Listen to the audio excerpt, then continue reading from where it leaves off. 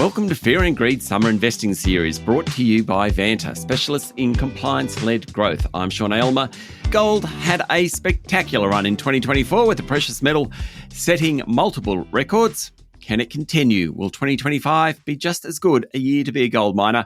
As always, this is general information only, and you should seek independent advice before making investment decisions. Shaun Weick is a senior investment analyst at Wilson Asset Management. Shaun, welcome back to Fear and Greed. Thanks, Sean. Great to be here. What a 2024 year gold had. It's now 2025. Can it continue?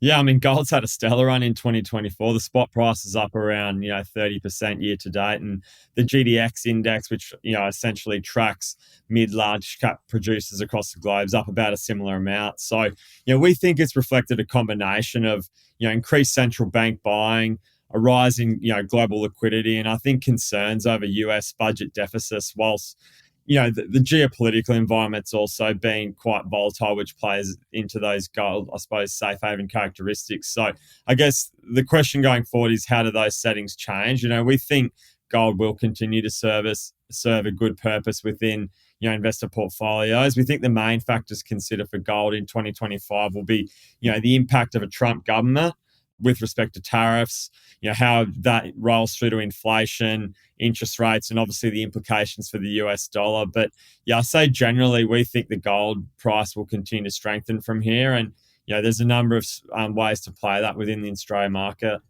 Okay, so I actually want to get to that in a moment. But it's quite incredible, gold. There's quite a number of ways to play that. The share market itself are, close to record highs.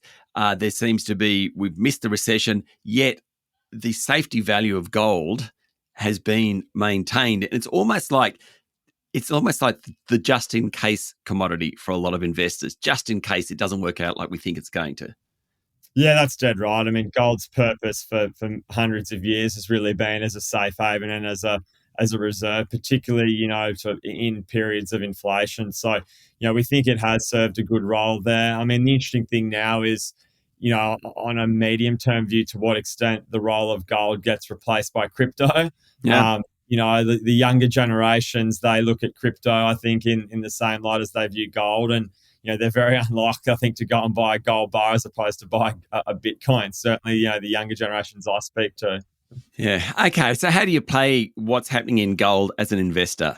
Yeah, we think, it's still playing through the equities is a good way to get exposure.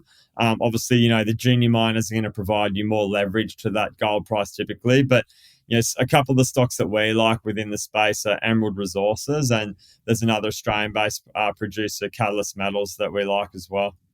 Okay, and why those two? So Emerald, we think the story is really around production growth.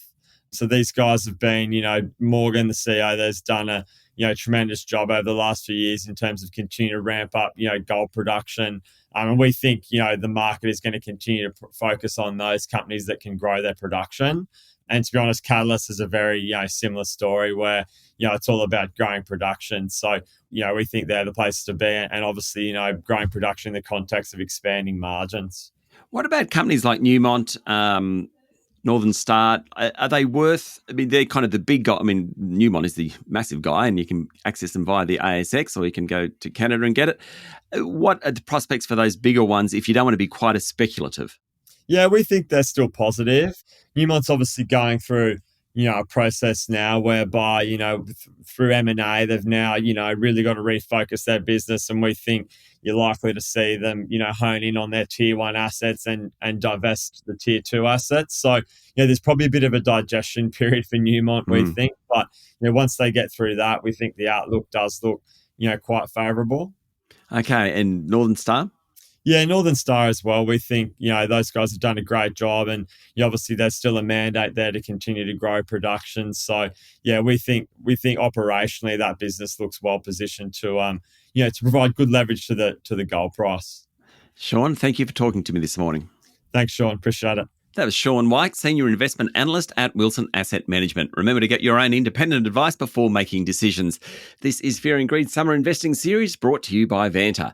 Vanta automates compliance for frameworks like ISO 27001, SOC 2, CPS 234 and Essential 8, saving time and money while building trust. Join over 8,000 companies like Atlassian, Dovetail and FireAnt managing real-time risk. Get $1,000 off at vanta.com/fear and greed. I'm Sean Aylmer.